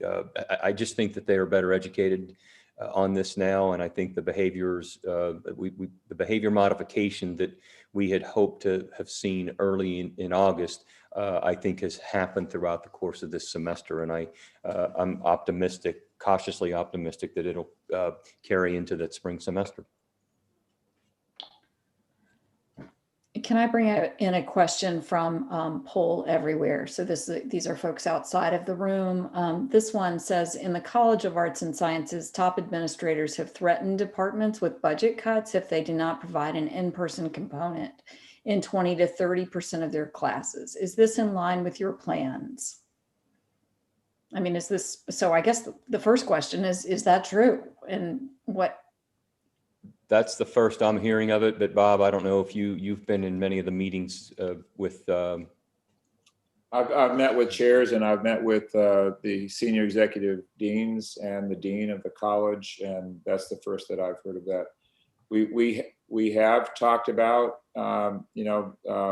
just as a part of our budget discussions, some of the ramifications of COVID-19 and its impact on the campus budget, but at least I'm not aware of that statement being worded in that way. That certainly is not something that I have advocated. The one thing I will say is that while we were up in enrollments this fall, and we'll know more in about a week from now because registration began this Monday, and I believe will end. If it's not, it may be Friday of next week. We hope enrollments will stay steady, but we have been. If you looked at what's happened around the country, at a lot of other places, we're seeing a lot of students taking a semester gap if their university is not going to be in person or provide that on-campus experience for them. And so I know that our deans across the university and department heads are trying to provide that opportunity for students who want to be here living, learning, and having access to the campus resources. So we'll see. Hopefully our enrollments will stay level for the spring. And as I said, as Bob just indicated, if they don't, then yes, there are financial implications with that. Okay, thank you. And Mimi, I don't know, we are running short on time and we are keeping track of these Poll Everywhere questions in the questions coming in the chat. Mimi, I don't know if you want to address how we plan to kind of follow up with these questions that we don't have time for today. Yeah, we'll send them to the provost and to the chancellor so that if there are particular issues that need to be followed up on, some of these questions that are coming in through Poll Everywhere, I mean, people are speaking to them. So we're not bringing them in because the panelists are addressing them. So, and we simply can't address every single question. So we will be referring those. Okay. But we do have a question in the chat from Betsy Olson, who wants to know how the employees, meaning the staff, are feeling after the release of the report from the employee forum and how their concerns were being addressed. So, yeah. So I will follow up on that we have had conversations with Provost Bluen and the administration following up on that report and kind of addressing the staff advocacy concerns on campus. So we are focusing on that and want to make sure that we work with the administration to make sure staff concerns are being addressed. Kevin, Bob, I don't know if you want to follow up. Well, I also want to say that, Becky Mangini, Vice Chancellor for Human Resources, is with us as well. And Becky, we need to make sure you have a chance to jump in because you've been a huge advocate for our staff and done a great job during these challenging 7-8 months. So do you want to jump in on that? Sure. And recognizing that we're short on time, I'll note, having spoken to the employee forum already this week, they know this, but so that for the benefit of the others, we do intend to send a message out next week. We're waiting on some additional information from some of our colleagues at the system, state, and federal levels, just to make sure we have a little bit more information. But it'll sort of talk a little bit about some of the winter holiday plans, which many of you should know already, but if you don't, in order to accommodate those who have already used a large chunk of their leave, we are now making the 2 required winter holiday dates as optional work days. So people who have low leave banks don't have to take those days. And that is intended to address some of the accessibility concerns that employees and others have raised. The next section of the message will talk a little bit about a number of the benefits that have really been available to employees throughout the pandemic. Some of those have come and then gone away, and others have come and we've been able to provide ongoing relief or support to employees along the way. And that differs depending on employee type occasionally. Many of those were set to expire on December 31st. I don't think anybody, when they wrote the policies that we put in place for the pandemic, imagined that we'd be where we are today in December. We expect a good number of these will continue. We know the teleworking provisions that the system and the governor has put in place have already been extended through March. We know that the leave interchangeability, which is something that has allowed employees to swap sick or vacation leave, again, trying to grant more flexibility for people who are navigating a work from home or a work on site with kids at home or whatever. That interchangeable leave will continue at least through the end of March. We learned that this week.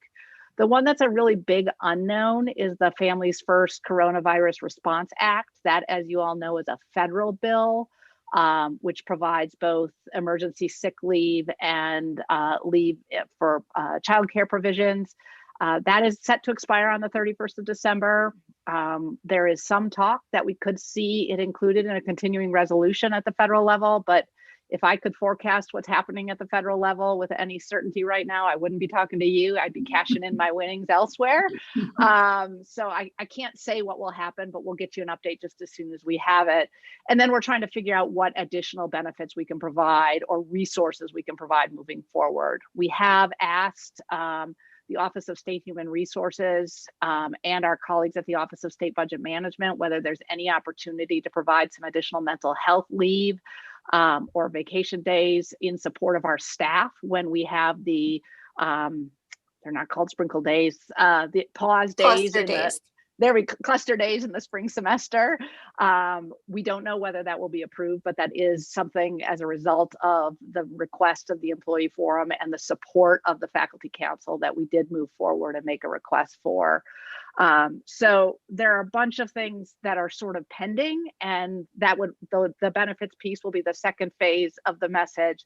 And then the final phase will be really about this discussion that sort of builds off of what Kevin and Bob have outlined together with Amir and others, and that is how do we think about returning more people or additional people to campus. And as Kevin and Bob have said, we do anticipate an increase in the number of students and a small increase in the number of faculty, but all told, the numbers of people returning are not intended to be all that large, and that's an intentional effort to manage density on campus such that we can demonstrate that we've learned from the fall and that we can ensure the safety of those who need to be on campus. So we fully expect that those employees who have effectively worked from home and whose jobs can be done with the support of their supervisor and meet the mission and the objectives of their unit in support of the mission will continue to work from home, at least initially. And then we'll look at the path of the virus and what the onboarding of more people to campus looks like and how we can continue to move that forward. It's really, really important for employees to have agency in the decisions about how to come back. We know that lots of people are managing childcare and elder care and other issues. It's also really important to remember that as state employees, we do not have our own agency about when to come to work. We are responsible to our supervisors and the mission of the institution as well. So this needs to be a conversation in partnership with supervisors. We need to make sure that there are resources if employees have concerns or questions about the response from their supervisors. And we will, as we have in the past, have accommodations and flexibility options for employees and faculty and staff more generally. So there's a lot there. I sort of threw it at you. Happy to answer any questions. And then, like I said, we'll send out a broader message next week.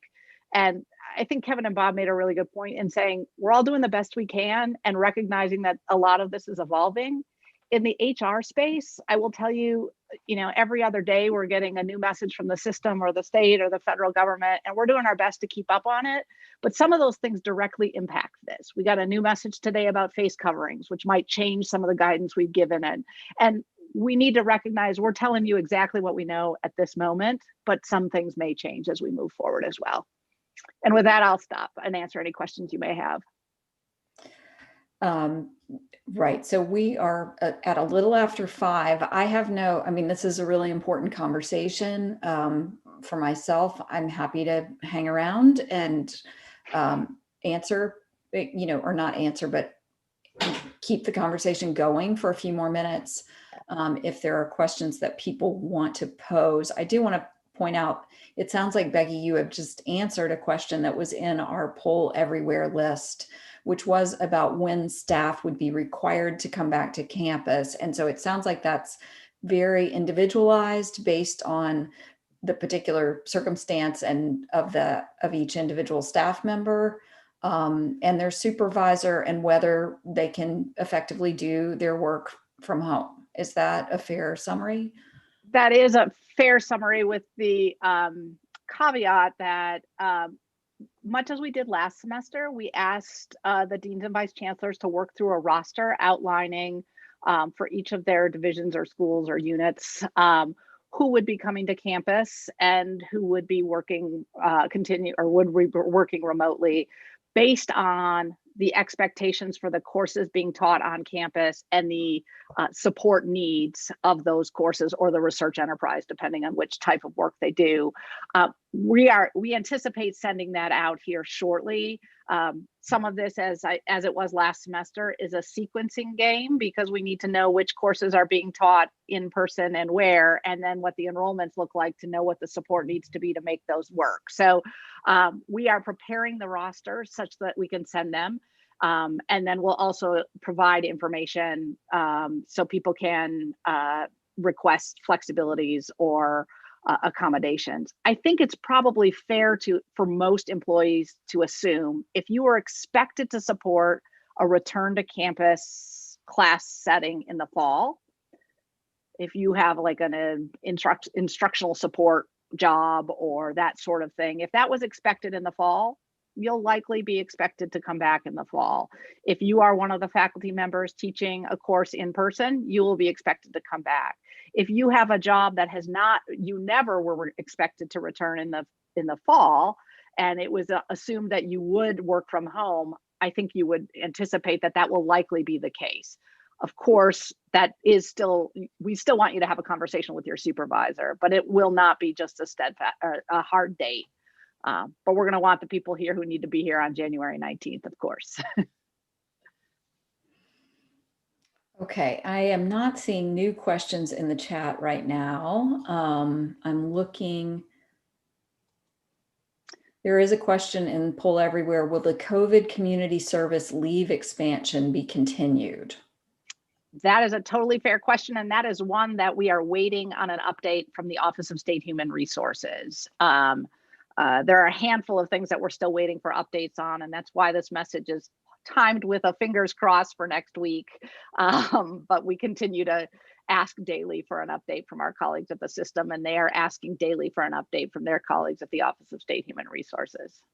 Okay, let me bring in one more question. It says, will an all in-person, non-lab-based courses have an online option? Or will the in-person component be mandatory regardless if a student is high risk? Bob, maybe that's a question for you. Could you repeat that again? I'm sorry. I believe the question is saying, if I'm a student and my class is non-lab based and I'm high risk, but my course is listed as in person, does that mean I have to participate in person, or will there be an online option for me? Well, certainly we do not want high risk individuals coming to campus. That's been a general guidance. And we would ask that student would work in concert with that faculty member who's running that course. A lot of the lab courses, have been adapted to also have a synchronous remote option to them. But it would be very difficult to answer that question just because of the wide variability that exists in the laboratory courses right now. It sounds like this is for a non-lab course. For non-lab courses, I think the basic question is any course that's taught in person, will it also have an online option? Yeah, there should, there are under the first two modes, there are on-campus only options that are in the course delivery. So when faculty decided on how that course was going to be delivered, it is possible that a course could be offered only in residence. So that if a student is high risk, then they really need to be choosing courses that are offered as hybrids or remote only. That's right. Okay, so that's. Or if they could, I mean, certainly some of the faculty have been willing to still record their courses and make that available asynchronously. So this student or this person who's writing in, who sort of sounds like a student, I'm making an assumption, I don't know, but that they need to really communicate with that faculty member. They need to communicate with the faculty member. Okay, thank you. For those that are attending, watching via the live stream, I wanted to note that Becky answered a question in the chat. Will the PTO sick bonus leave interchangeable flexibility be continued in the spring? And Becky did answer that we did learn it's been extended through March. So for those live streaming, that is a great answer. Thank you, Becky. Yeah. I might just add, there's also, in response, there were a number of questions after Amir talked about mandatory versus voluntary testing for staff. I think it's a totally fair question, and one that I will tell you we have had lots of conversation on the meetings I've been in, and I know have been lots of discussion about this in the CCAC meetings as well. Part of one of the things that came up out of the discussion is that for administration to decide who is frontline also presents an enormous risk that we miss people who believe they are frontline staff. So if I were to decide, for example, that all housekeepers and facilities folks should be mandatorily tested, and the housekeeper in the EOS or in the AOB building, which doesn't have very many people in it right now, feels like they need to go get tested at the expense of somebody else, or wait in line, hold somebody up who's definitely on the front lines, but maybe isn't a house or facilities person, but happens to be a instructional support person who is directly in contact with students that weeds in the list, then run a disservice to the very people trying to serve. The idea behind voluntary testing for anybody who wants it among our faculty and staff ranks was intended to provide the flexibility for you all to decide, am I frontline, or do I have concerns that I may have come in contact with someone? It is intended to be voluntary asymptomatic testing, as Amir said. If you believe you've come in contact with someone and you go through the daily health assessment and you answer yes to any of the questions, you will be called by occupational health and directed to get tested as a requirement. So the testing that we're talking about is voluntary is really asymptomatic only. And I just want to be clear, this is not an intent to keep any employees from getting testing. Quite the contrary, we're trying to provide as much opportunity for our faculty and staff, anybody who wants it, to get the testing. Becky, thank you so much for doing a way better job of explaining that than I did. And I appreciate that. I think that the key principles you highlighted were exactly where the conversations went. I didn't, as a non-staff manager, want to make the decision for your staff that is there or the employees that are being represented in distinguishing whether or not I wanted to disclose to my manager that I have a high risk condition, or whether or not I want to believe that I have a high risk exposure. And so that, I think, is a very great way of explaining the kind of the logic that went in the back room. We wanted to make sure that we left as many options open, as much flexibility on the table for this. So thank you, Becky. That was a great explanation. We also wanted to make sure that if a staff member, even if they were at a low risk, but they were working in a low risk environment and perhaps didn't have the need for testing and chose not to, but then we mandate it. And once we use the word mandate, it implies that there's a condition associated with that. And that usually would be a condition of employment, would that set us up for unnecessary conflict, within the ranks? And so, so I think that we were trying to be both practical and then also put the empowerment, to the staff and faculty to make that choice. So we considered employees really differently than we did our students. And Amir can speak of the analogy of this in the healthcare system. Most of us thought that most of the healthcare workers who were probably at higher risk than more than anyone else within our organization, that they are not mandatorily tested within the healthcare system. And so we have learned a lot within that environment, and we're trying to bring some of that knowledge, to the campus environment as well. All right, as I understand it, the provost and the chancellor have another meeting coming up. I don't see raised hands at the moment. There is always another question to ask, another comment to make, and we do have to end it at some point. So, so let me say thank you to everyone who has come today. Thank you to Becky and to Amy Johnson, to Amir. Thank you so much to our chancellor and provost for answering so many questions. There are some folks that we didn't get to hear from today, from Joel Curran, and hopefully we can do that at another time, perhaps at our January meeting, to hear more about the communications pieces of the puzzle. So Katie, any final words from you? Just echo all your thanks, Mimi, and I appreciate everyone's taking the time out of their day to speak to us about these really important issues. And thank you again for including the Employee Forum in this conversation. It's really, really excellent to co-host with you, Mimi, today. Yeah, it's been terrific to be together, and there is a faculty council meeting fairly early in January. I believe the date is the 16th. So we will have a chance to talk again and to be fully updated as the semester begins. I hope everyone has great holidays, and thank you for joining us today. Happy holidays, everyone.